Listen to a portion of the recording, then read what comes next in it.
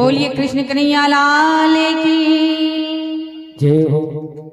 इस प्रकार से भोले बाबा आए, उन्होंने रास क्रीड़ा के दर्शन किए और सभी गोपियों को प्रसन्न किया।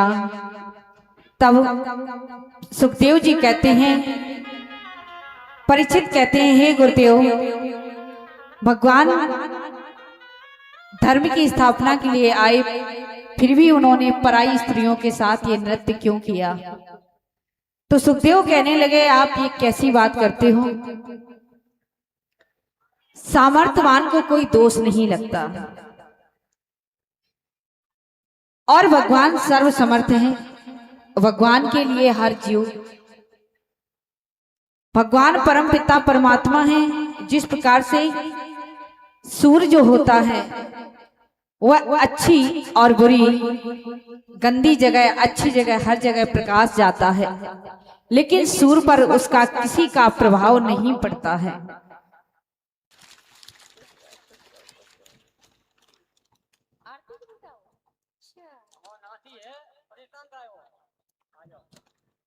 होली वृंदावन बिहारी लाल की। ये बंटी भैया है।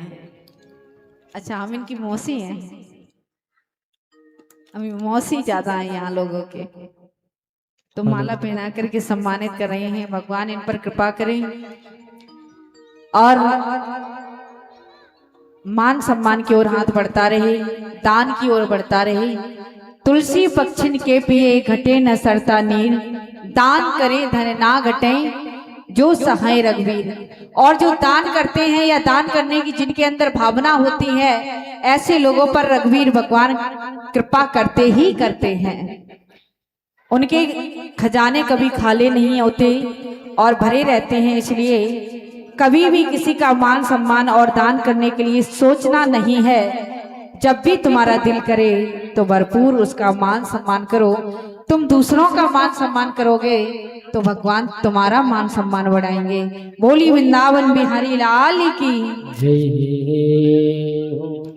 कि समीरत को नहीं दो से गुसाई, रवि पावके सूरी सरी की नाई। हे परीक्षित, सामर्थ्यवान को कभी दोष नहीं लगता। ये भगवान तो भगवान है। जिस प्रकार से गंगा में मुर्दे भी जलाए जाते हैं, मुर्दे भी डाले जाते हैं और पशु मनुष्य हर प्रकार की क्रिया करते हैं, फिर भी वो गंगा कभी अपवित्र नहीं होती। और उसी गंगा का जल यदि एक लोटा भर के आए और उसमें यदि कोई कुत्ता मुंह डाल दे तो वो गंदा हो जाता है। उसी प्रकार, इस प्रकार से भगवान ने रास क्रीड़ा को सुनाया। तब सुखदेव जी कहते हैं, परीक्षित, एक बार शिवरात्रि का महापर्व पड़ा। उस शिवरात्रि में नंद बाबा अपने ब्रजवासियों के साथ में अंबिका वन की यात्रा करते हैं। सरस्वती की नदी के किनारे सभी रात्रि में रुके हुए हैं। उसी रात्रि में क्या किया कि एक अजगर आया और नंद बाबा के पैर को पकड़ लिया।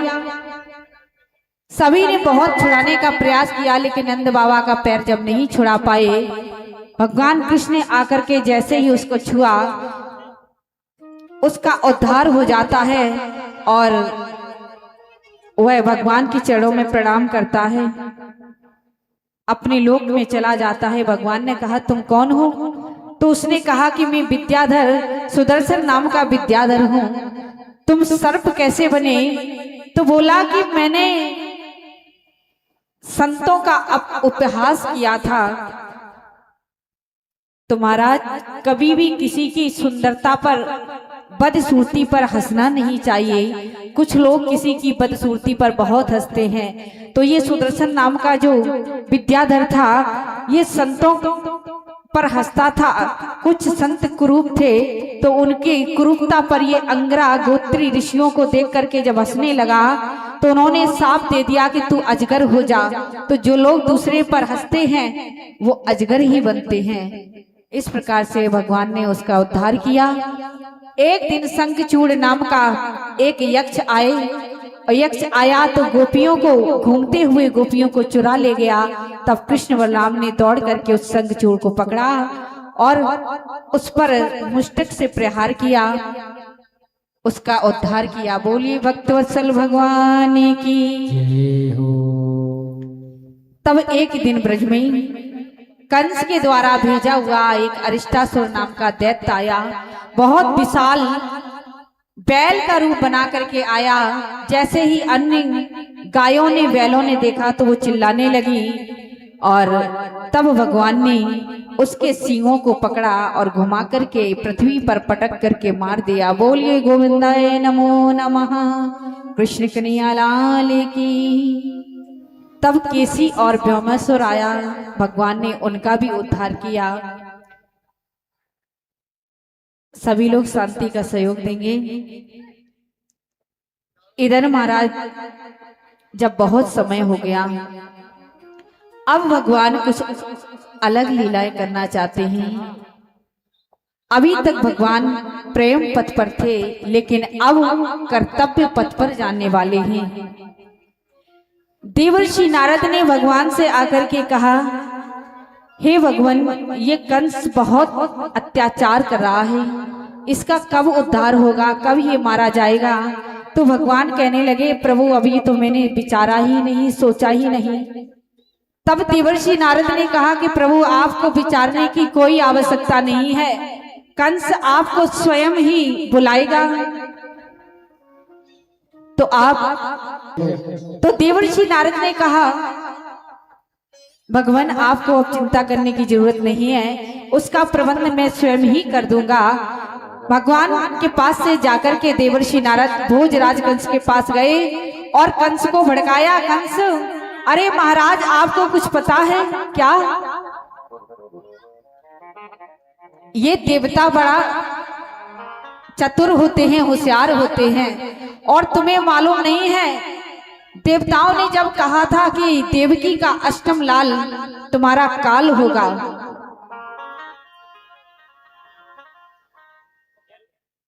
तो वही नंद बाबा के यहाँ पल रहा है। इसलिए मैं तुम्हें बता रहा हूं कि तुम अपने काल को यूं ही बड़े आसानी से मार दोगे और जितना भी तुम्हारा भय है वो भी खत्म हो जाएगा। तो क्या किया जाए, कैसे मारा जाए? अरे वो नंद यशोदा के यहाँ पल रहे हैं कृष्ण बलराम, मैं तुम्हें उपाय बताता हूँ। क्या? अपने यहाँ एक बड़ा सा मेला लगवाऊं और मेले में जो शिव जी का धनुष है, उस धनुष के उपलक्ष्य में मेला लगवाऊं और उन दोनों बालकों को अपने इस मेला देखने के लिए निमंत्रण दो। यहीं पर जब वो दोनों बालक आए तो उन्हें यहीं धोखे से मार देना। इस प्रकार से देवर्षि नारद ने बताया, भड़का दिया भोजराज कंस को। अब उसके दिमाग में यही बात गूंजने लगती है, कैसे बुलाया जाए? तब उसने अक्रूर जी को बुलाया और अक्रूर जी से कहा कि तुम्हें ये मैं जिम्मेदारी सौंपता हूं कि जाओ कृष्ण बलराम को कैसे भी हो लेकर के आओ, मैं उनका यही वध कर दूंगा। जब इस बात को कहा तो अक्रूर जी कहने लगे कि देखो ये कितना दुष्ट है। और अक्रूर जी कौन है? ये कृष्ण के चाचा हैं। ये सोच रहे हैं कि मेरे हाथों से कितना बड़ा अन्याय हो रहा है, लेकिन करूं तो क्या करूं? यदि मैंने इसकी आज्ञा का पालन नहीं किया तो ये कंस मुझे मार देगा। तब वह अक्रूर जी उसकी आज्ञा का पालन करते हुए ब्रज की ओर चलते हैं।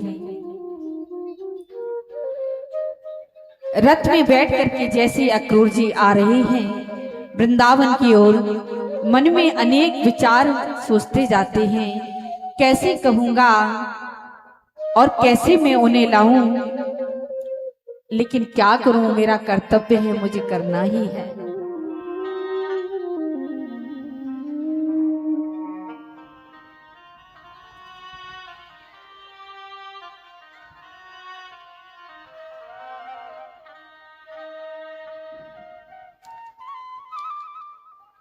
अक्रूर जी आ रहे हैं, मन में अनेक संकल्पनाएं सोचते हुए आ रही हैं। जैसे ही वृंदावन के समीप आई। कन्हैया गो दोहन कर रहे हैं, ग्वाल वालों के साथ खेल रहे हैं। अक्रूर जी आए, उन्होंने कहा जैसे ही कि नंद बाबा का घर कहाँ है। श्री राधे।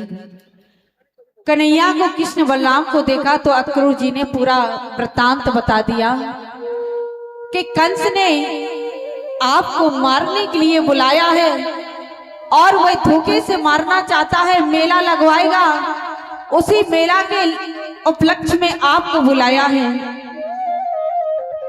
भगवान कन्हैया ने कहा कि आपने मुझे ये बता दिया, लेकिन मेरी मैया बाबा को मत बताना, नहीं तो वो मुझे कभी भी नहीं भेजेंगे, कभी नहीं जाने देंगे।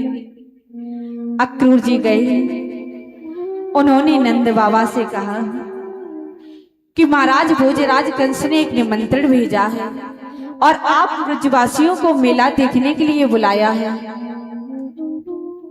अक्रूर जी का अनेक प्रकार से मान सम्मान करते हैं। नंद बाबा ने पूरे ब्रज में ये खबर फैला दी कि प्रातःकाल सभी अपने अपने दूध दही को अपनी अपनी गाड़ियों में भर करके भोजराज कंस के यहाँ चलेंगे, क्योंकि महाराज कंस का आदेश है और यदि हम लोग नहीं जाएंगे तो वो कुछ भी कर सकता है। जैसे ही गोपियों ने सुना कि हमारे प्राणनाथ जा रहे हैं,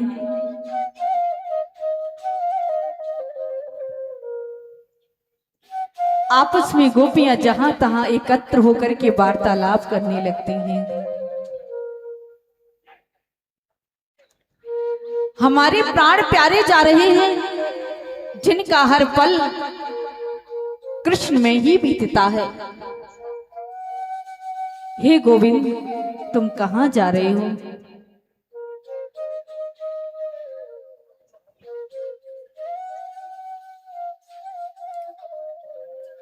नंद बाबा और मैया यशोदा किस प्रकार से मैया ने देखा कि मेरा लाला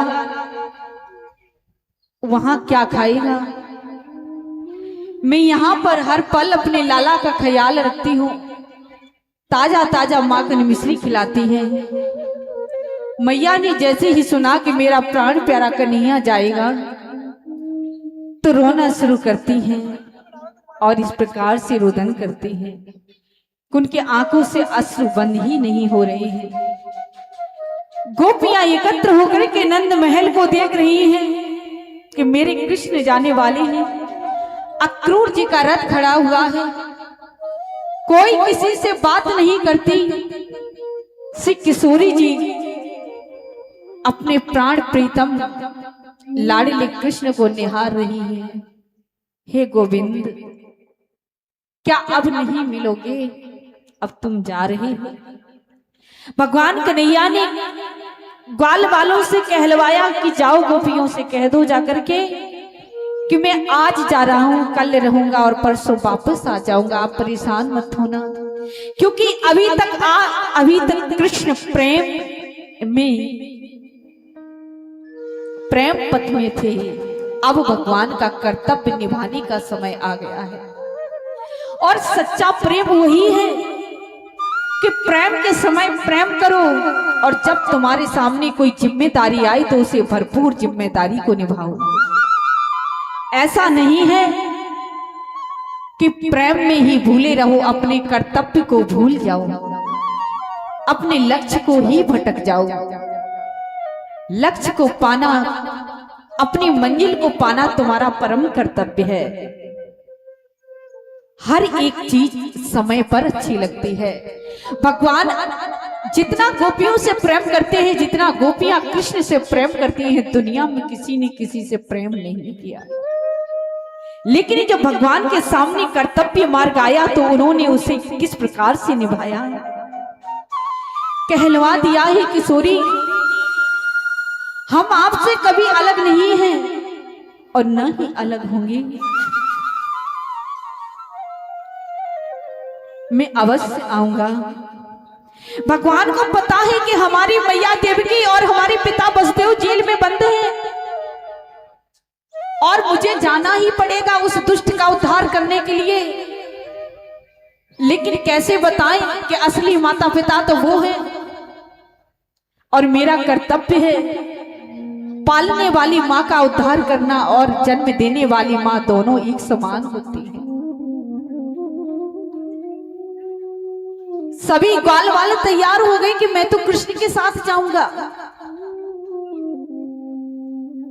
लेकिन गोपियां एक भी शब्द नहीं बोल रही हैं, बस यूं ही रुदन करती हुई खड़ी हैं।